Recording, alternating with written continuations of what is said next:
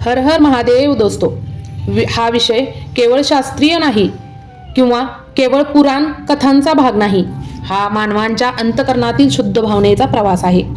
ज्या घरात सेवा असते, भक्ती असते, आदर, कृतज्ञता आणि नम्रता असते, तेथेच खऱ्या अर्थाने धर्म फुलतो. पण ही सेवा केवळ हाताने केलेली नसते, ती असते मनाने, भावनेने आणि निस्वार्थ वृत्तीने केलेली. भोजनदान, ब्राह्मण सेवा, अतिथी सत्कार, रत्नांचे प्रतीक आणि भक्तीच्या खऱ्या समृद्धीचा अर्थ याचा सखोल उलगडा आपण आज येथे या व्हिडिओमध्ये करणार आहोत. आपल्या व्हिडिओवरती नवीन असाल तर सबस्क्राईब करायला विसरू नका आणि व्हिडिओ आवडल्यास एक लाईक जरूर करा. तर न वेळ घालवता आपण पुढे भोजनदान केवळ अन्न देणं नाही तर प्रेम देणं आहे. भोजन देणे म्हणजे केवळ पोट भरविणे नाही तर एखाद्या जीवनाला आधार देणं आहे. पूर्वीच्या काळात यज्ञ, पूजा, धार्मिक विधी होत असतात. भोजनदान हा त्या विधींचा अविभाज्य भाग होता. अतिथी दारात आला की त्याला देवच मानले जात असे. घरात कितीही कमी असले तरी अतिथी भुकेला जाऊ नये, ही भावना आपल्या संस्कृतीचं मूळ आहे. भोजनदानातून केवळ ताट भरत नव्हतं, मनही भरत होतं, देणाऱ्याचंही आणि घेणाऱ्याचंही. कारण दान केवळ हाताने होत नाही, दान हृदयानं होत असतं.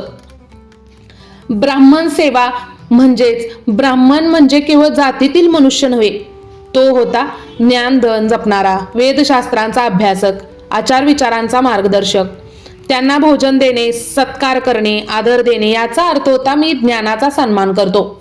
आजच्या काळातही ही भावना अत्यंत मौल्यवान आहे. जिथे ज्ञानाचा आदर असतो तिथे समाज उभा राहतो. जिथे विद्वानांचा सन्मान होतो तिथे संस्कृती टिकून राहते. अतिथी दारात आलेला देव असतो.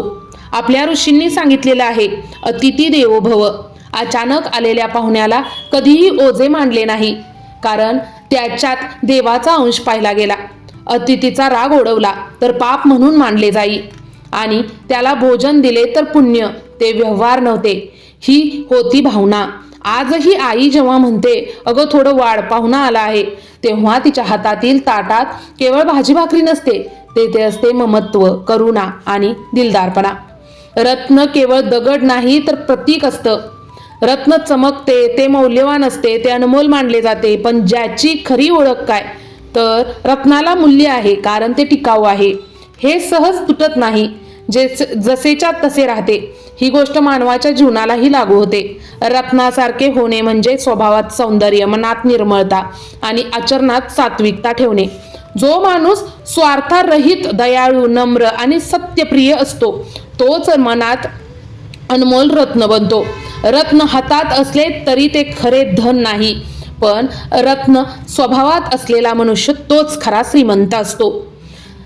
दान करताना प्रशंसा अपेक्षित नसावी. दाखवून केलेले दान दान नसते, ते व्यवहार असतो.